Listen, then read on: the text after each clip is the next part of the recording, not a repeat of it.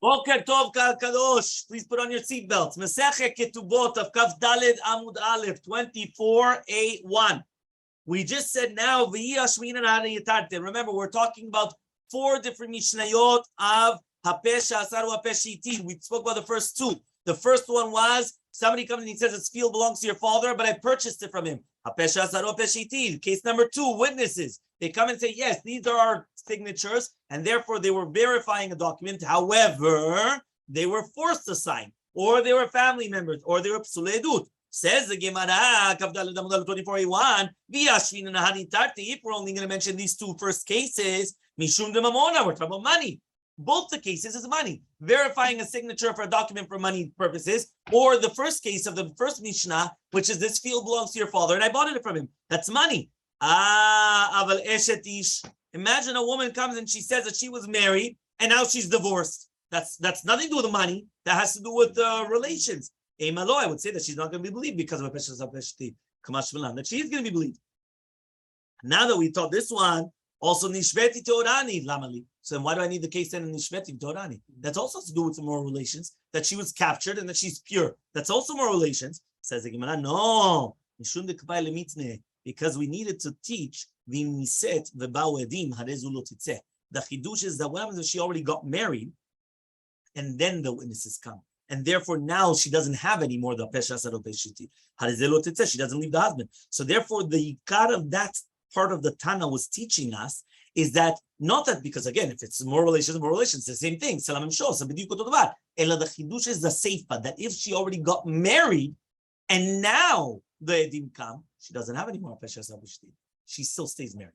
Okay, that was the chidush. So says the Gemara, Hani chalaman dematnila seifa. This is good according to the one that says the what that we're learning it on the seifa.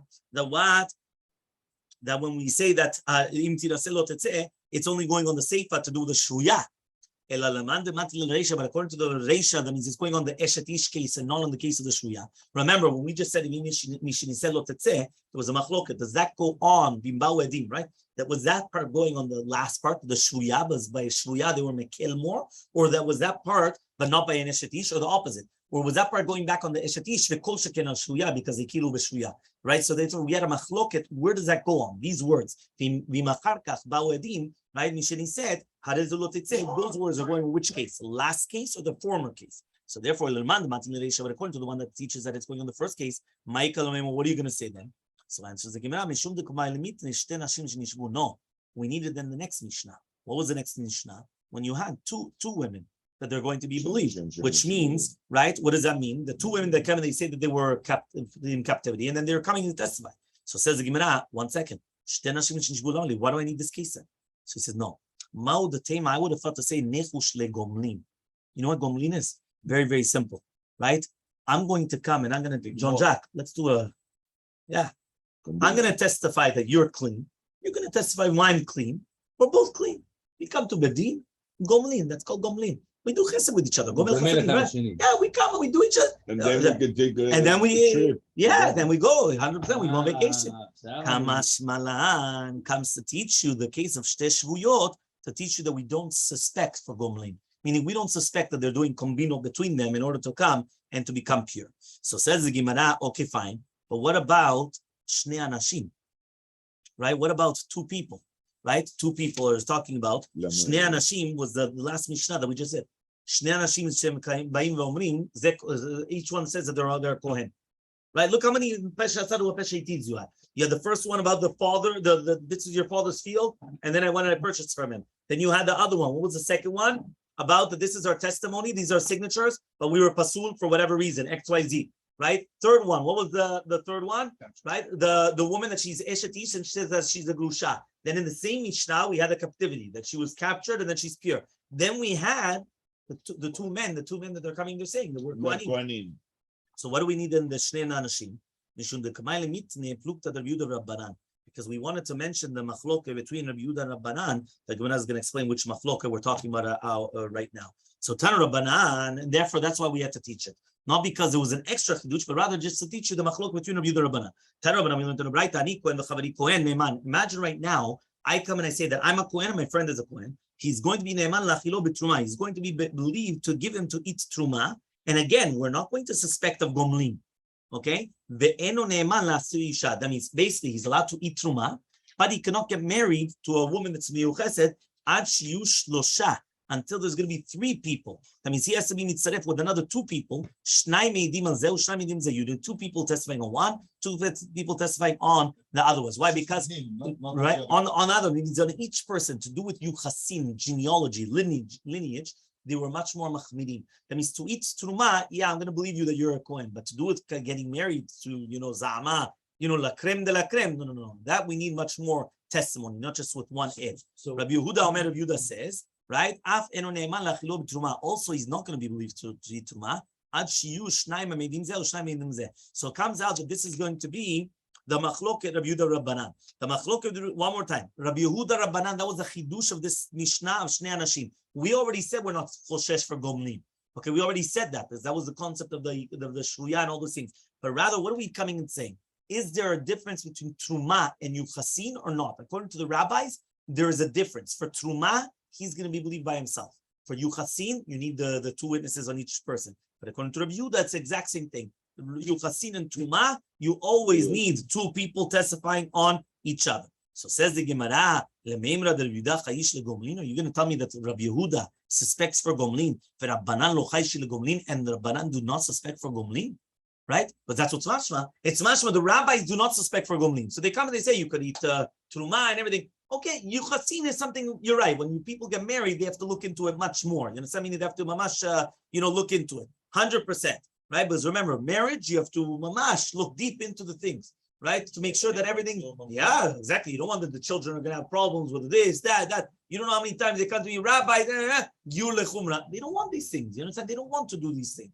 So what happens is, for yuchasin, they're much more stricter than just stam that they're going to come and they're going to eat truma. But are you going to tell me that Rabbi Yehuda is chayish legomnin and Rabbanan no? We learn the exact opposite. Why? The Tanakh we learned in the Mishnah and Demai. Right? Achamarim. Right? Remember, what is the chamarim? The chamor drivers. Right? That's a chamor drivers. Okay? Shenichnesu la'ir. Right? That they came into the city. And one of them comes and he says, Sheli chadash shel chavri yashan. He says, no, mine's chadash and my friend is yashan. Sheli eno metukan v'shel chavri metukan. Mine is not taken off to Trumot Masrot, but my friend's is. Eno ne'eman, he's not going to be believed. Why? Because since he's an ama'aretz, he's not believed anything to do with Masrot. So for even though he's modeh, that his is not metukan, and he's adding, right, about his friends that it is, nevertheless, he's not believed. Why? We suspect that it's all, the famous story of the 2 Jews that were in front of the church, no? Right? One of them was dressed like a Jew, and the other one was dressed like the Christian, right? Like the Christian. So what happened? They're coming and they're giving the tzedakah purposely only to the Jew. So all of a sudden he comes, which one? No, to the Jew. To the Jew, and then he comes and he says, right? And he comes and he said, they went and they said, right? Look, Chaval, this guy doesn't understand that if he was dressed like a Jew, right, then Be'emet he would make more money.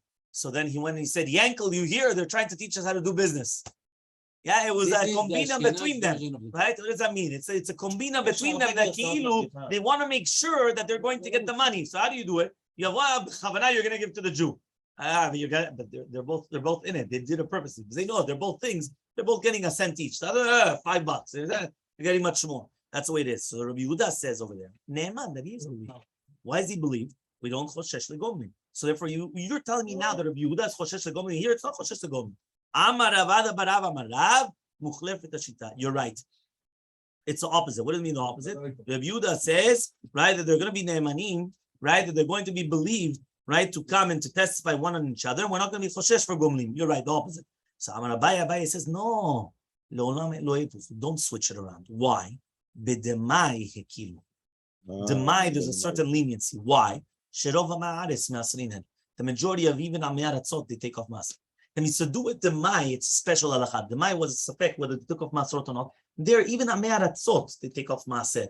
So because let me say, you come, even people that are not even religious. They come, they'll give Maser. Why? Because they want the beracha. You tell them it's a segula for parnasa, anything that you want to give. Yeah, so boom, right? They'll give. Rov Amei Haaretz me'asrin. You heard me? Yeah, Rov Amei Haaretz me'asrin. So what happens? So because of that, they were more mekel. Ma? Rabbi comes and he says, Rabbi said, Mid Rabbi Yehuda kasha, mid Rabbanan lo kasha. He says, what? The only contradiction between Rabbi Yehuda on Rabbi Yehuda, but Rabbanan, no. It's also Elad Rabbi Yehuda la kasha, but rather from Rabbi Yehuda to Rabbi Yehuda, it's not a question. Just like we answered, we already answered. That means basically there's going to be a difference between demai, right? And that means even though usually Rabbi Yehuda comes and he does suspect for gomnin, right? Here to do asrot, there were more meken. Why? But it says Rabbi Chama Barukva, when you have a person that he already has the utensils in his hands, right? 24b. So to hear the Mishnah is talking about the Chamanim that they're testifying. He's got the kelim in his hands, which means that it's like a kaneh or salgal. So therefore, the one that he's using it to actually come into whether it's going to be, his utensils. So therefore, once it's in his hands, it's mochiach that he brought it in order to sell it, not just stam to put it somewhere. So therefore, if he comes and he brings it to sell, he's not going to be mezalzel betiva. You're going to imagine right now you're coming to sell a product. What are you going to try to do? You're going to try to sell it for the best. All of a sudden you come, by the way, it's not good.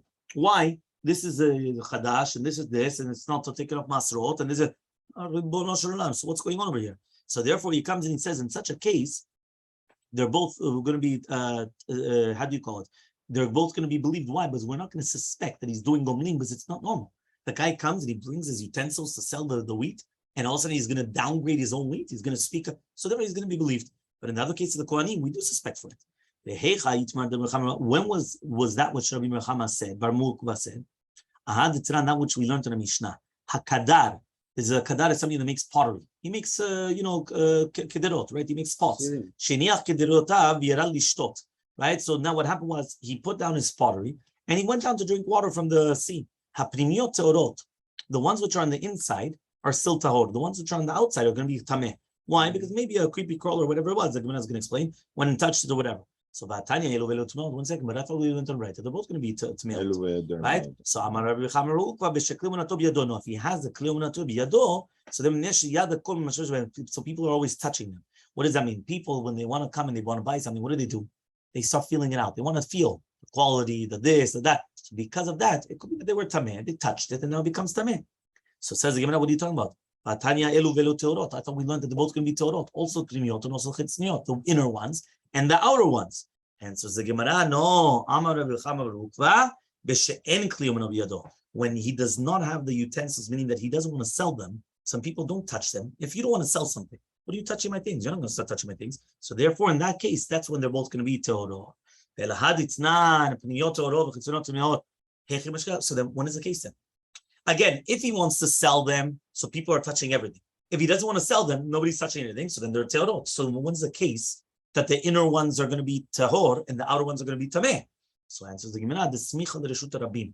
If it's close to reshut rabim, mishum chipufed de reshut rabim, because of the gderot of reshut rabim, which means they used to put stones or pegs in the reshut rabim, but beside the houses, in order to make sure that it's not going to get ruined, right, from the things which are going over in the shuk. Now, what happens is, since they're right by the Reshut Rabim, sometimes it can happen, somebody's walking by or whatever it is, and he touches it, right? So therefore, the one that puts his kelim, so the ones which are on the outside is going to be tameh, but if there was inside, it's going to be tahor. You know, so what happened one more time? You have your house, and you have the house right beside Tzidei Reshut Rabim. So you have, they make like pegs, they have things sticking out of the house, and they put utensils there. So what happens, since sometimes there's a lot of stress and congestion in the Reshut Rabim, people come on the sides. All of a sudden they come and they touch, right, those utensils. So anything which is on the outside is going to be tameh. Anything, if there was inside other utensils, inside, they're going to be tahor. Okay, that's what the Gemara says. Because they touch it becomes tameh? Of course, if you're tameh and you touch something, you become tameh. The person's tameh. Right, but we don't know, so we're going to suspect that it's going to be tumah. The Iba Item, or if you want, you could answer. No, there's another machloket. The machloket between Rabbi Yehuda and Rabbanan was, do we ma'aleh from truma to yuchasim? We already saw this in Yevamot, if you remember, that we said, right, what happens right now if I come and I see you eating truma? So therefore, am I going to use that as a proof? We spoke about this, if you remember, with the slaves. Our slaves is a woman allowed to come by herself to eat truma. So he said it all depends on where they came from, because certain cities, they would be ma'alin letruma. You remember? So therefore, one more time. So what happened? The machloket is, so that's what Rabbi Yehuda Rabbanan, that's the machloket. So therefore, what is the machloket? The machloket is, if I come now and I see you eating truma, do I bring that as a proof? And I say, you know what, you're a good Kohen, and therefore now I'm going to bring you up also to Yuchasim. So now you could get married to the, the important families and everything else, or not. And therefore, since it was going to become a machloket and that or not, so therefore that was going to be the machloket between them. So therefore, that's why they said that, are you allowed to know? So according to Rabbi Yehuda, that he says, you're not allowed to eat truma, unless you have the two witnesses. According to Rabbanan, that no, so yeah, you could eat truma. Why? Truma is one thing, and yuchasin is another thing. We're going to now ask the following question. Can now you bring up someone from a shtar to yuchasin, which means, imagine right now I have a document, and on the document it's written, right, whatever it is, a kohen, something ben Elazar a kohen, Elazar ben Aaron a kohen. So is that enough also that now the fact that I see that you signed on the document like that, and it was verified, and now that's it? So says Gemara one second, if he said, Ani ploni kohen chetamti, if he comes and he says, I am so-and-so kohen, I signed, who's testifying about him? He could write whatever he wants. Who's testifying about him? So says Gemara, no. Sricha dichtiv be'ani ploni kohen, laviti mana mi ploni echati masadeh. No, he was the one that borrowed the money. So his name is on the top, and it says, I'm Mr. Kohen, right? Whatever, the name Kohen. I borrowed money from, whatever it is, and now there's two witnesses signing. So the fact that there's two witnesses signing, and they signed on the fact that he signed that he's a Kohen, so therefore you have it. What's halacha? Do we say do we say that they're only testifying on the which is written on the document, meaning the loan, or or maybe they're signing on everything? Meaning when they're coming in, they're signing on that it's also true that he's a Kohen, or they don't care about his titles, they don't care about what he has, they only care that at the end of the day there was $100 that was lent or not, and that's what they're testifying about. So Rav Huna, right, he comes and he says, Rav Huna and Rav Chasta, there's a machloket, Rav Huna and Rav Chasta, one of them says ma'alin from shtarot to yuchatzin, one of them says no. So they're going to ask a question, can you go up from nisiyat kapayim now to yuchatzin? By the way, you guys have to make a chart, because I think it's beautiful. From all the things, whether ma'alin or not ma'alin, from truma to yuchasin, from nisiyat kapayim to yuchasin, from shtarot to yuchasin, from all these things to yuchasin, that's what we have to find out. So now this case starts with nisiyat kapayim. You come and you see a Kohen, he's doing birkat kohanim. You can now come and say, you know what, since he's doing birkat kohanim, you could get married off like that or not. So this is according to both opinions, meaning whether you learn that you are going to bring up from Truma for Yuchasin or not, or you do not, this is a good question here. Why? It's going to be good according to the mandamar that we're going to bring them up. That's to do with Truma. Because if somebody eats Truma and they're not able to eat Truma, what happens? So for a person wouldn't want to put himself into death penalty, if somebody does birkat kohanim and he's not a kohen, it's only a negative. It's only he's annulling a positive commandment, right? But there's no death penalty, right? So therefore, maybe there you can bring a proof. Maybe there's no difference. Or we also go according to the mandamar that even if we don't bring up from truma to yuchasin, hanamile truma, maybe it's only truma the midachla b'tzina, but he's eating it privately. But nisiyat kapayim is done in front of everybody. Everybody sees that he's coming, he's doing nisiyat kapayim. So therefore, if he loved Kohen, if he wasn't a Kohen, he wouldn't be such a chatzuf. Meaning, imagine right now you come and you see that I just go, what are you doing? Why a chutzpah? Well, you're going to do this? How can you do this? It's done in front of everybody. So if I would say no, maybe there's no difference whether it's done privately or publicly. So Rabbi Avina, so Rabbi Avina, one of them says that you do bring up, one of them says that you don't bring up. So Elmaleh Rav Nachman bar Yitzchak l'Rava, said Nachman bar Yitzchak to Rava, can you bring up from nisiyut kapayim to yuchasin? Right? So the same question. Elmaleh told him, prove that the Rav Chasta Ravina. It's a machlok of Rav Chasta Rabbi Avina. So hilchatamai, what's halacha? Elmaleh says, Ana matnita yadana. I know that there's a Mishnah, right? What is a Mishnah exactly? Right? I know that there's a Braita that wanted to bring a proof. Tanya Rabbi Yosef, Rabbi Yosef says, Kedola hazaka shneemaru mibnei hakohanim bnei Chavia bnei הקוץ, בני ברזילי, אשר לקח בנו ברזילי גלעדי אישה, ויקרא על שמם אלה ביקשו כתבם המתייחסים, ולא נמצאו, ויגאלו מן הכהונה, ויאמר תשאל להם אשר לא יוכלו מקודש הקודשים עד עמוד הכהן נאורים ונתונים. So basically, what's going on exactly? Here we're talking about the people that are going up from Babel, right? During the time of Ezra Sofer. Remember, Ezra HaSofer, he came up from Babel to Eretz Yisrael. This is after the destruction of the first Beit HaMikdash. When they went up from Babel to Eretz Yisrael, what happened? He brought down the Kohanim. They were from the family of Chavaya, Akotz, Barzilai, which the father took from Vinod Garzilai, and they were called on Vikareal Shemam. Now they looked and they were trying to find their yichus. They tried to find a piece of paper that was telling them, all their genealogies and everything. They learned in Tzao, but they weren't able to take it. So what happened? They were disqualified by Goalu. Right? They were disqualified from the Keuna. Right? So Nehemiah comes and he told them, you're not allowed to eat Kodesh Kodashim until there's going to be Biat HaMashiach. Meaning that the fact that they lost their genealogy, their lineage, they're not Kohanim. That's it. So Amar Lahem. So then he went and he told them, so that by the fact that he told them, it's mashma, that he didn't only prohibit it, only in Kodesh HaMizbeach, but Truma, he did permit them. So Amar Lahem, he said, you guys have your chazakah, what would you guys eat in the Gola? What would you guys eat when you guys were in Babel? So Kodesh HaGvul, whatever you guys were eating until now, you could continue. So you guys were eating Kodesh HaGvul, which is Truma, you could eat also Truma, right? Kodesh HaGvul, because that was able to be eaten on all the different places. But you cannot eat the Kodesh HaMizbeach. Obviously, you can't eat the things which are on the Mizbeach. So you're going to tell me now that you go up from the Tziyat Kapayim Yuchasin. Hani Kevin the Parsa Yadayu to the skin. 1 second. If they were doing Mikah Kohanim, you will bring them up to Yuchasin. So what's the problem? Meaning, if you're going to tell me that the answer is that you can bring up from Birkat Kohanim to Yuchasin, they were doing Birkat Kohanim in Babel. So if they were doing Birkat Kohanim, so bring them up. Right? Why do we say that you're doing them? He says no. It's different. Usually, in a normal case, you would bring them up from Birkat Kohanim to Yuchasin. Here, Reach Eskayhu, there was a Re'ua, there was something that was bad in their Chazakah, because since everyone saw that all the other Kohanim are eating Kodesh HaMizbeach and they're not able to, so there's a Kel Gadol that there might be something of a psul. The second, there might be something that goes against the Chazakah, and therefore we're not going to bring them up from Birkat Kohanim to Yuchasin. We're not going to say that we do bring up from Truma to Yuchasin. 1 second, the fact that they eat Truma, they're going to bring them up. But rather because of Reach Iskayu, that the Chazakah has been going down. And then we're going to speak about what exactly is Gedolah.